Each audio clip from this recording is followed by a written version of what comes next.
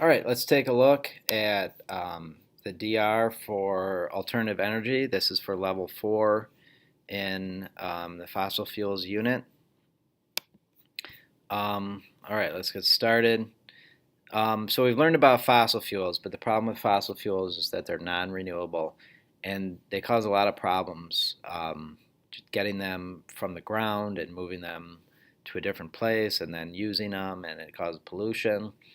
So it's good to find alternatives to fossil fuels. First one is fission, and this is nuclear energy. Think about like what you see in the Homer Simpson or in the Simpsons cartoons and Homer Simpson where he works. That's a nuclear power plant. Um, so they're doing fission, which is they divide an atom into two, and that division causes an explosion. That explosion creates heat, which boils water, which turns a turbine, and then they get energy from it. So it creates a huge amount of energy. However, it also produces a lot of nuclear radiation and nuclear waste that has to be dealt with. Very dangerous.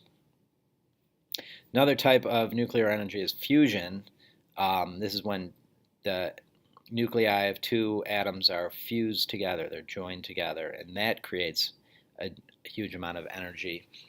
This happens naturally in the sun, and it produces few dangerous wastes and provides an endless supply of energy. So this sounds like a perfect solution. However, it's not possible really here on Earth. It requires extreme temperatures, millions of degree temperatures. So we haven't quite figured out how to do this.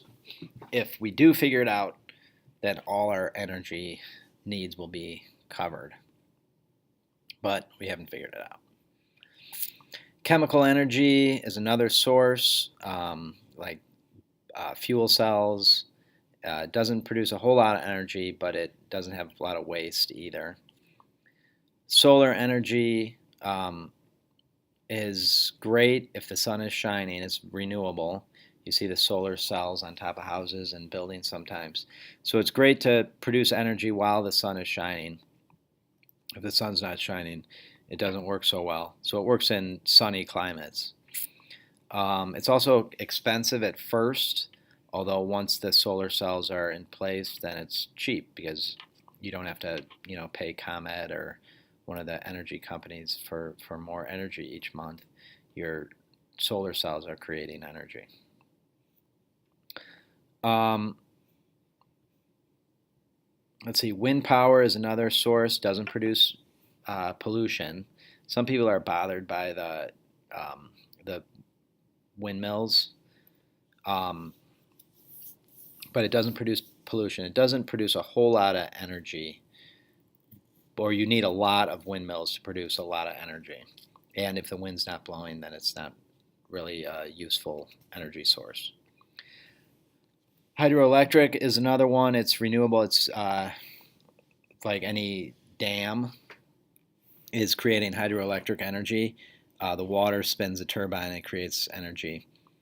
Um, it's renewable. The dams that they have to build, those destroy habitats, so that's a bad.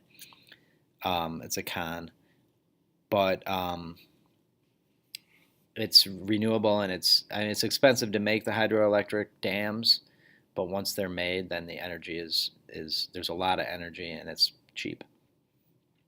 Another source is biomass burning plants.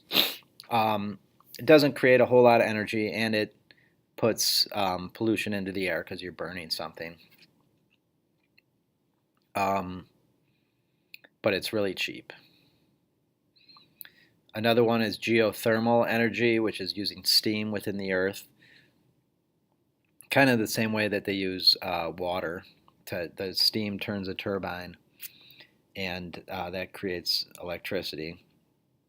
It's similar to hydroelectric because it's expensive to make the geothermal plants, but then it's cheap energy and it's abundant energy if you're living near somewhere that it's possible. It's not possible everywhere. All right, so make any corrections you need to for this section, um, and add to the class wiki too.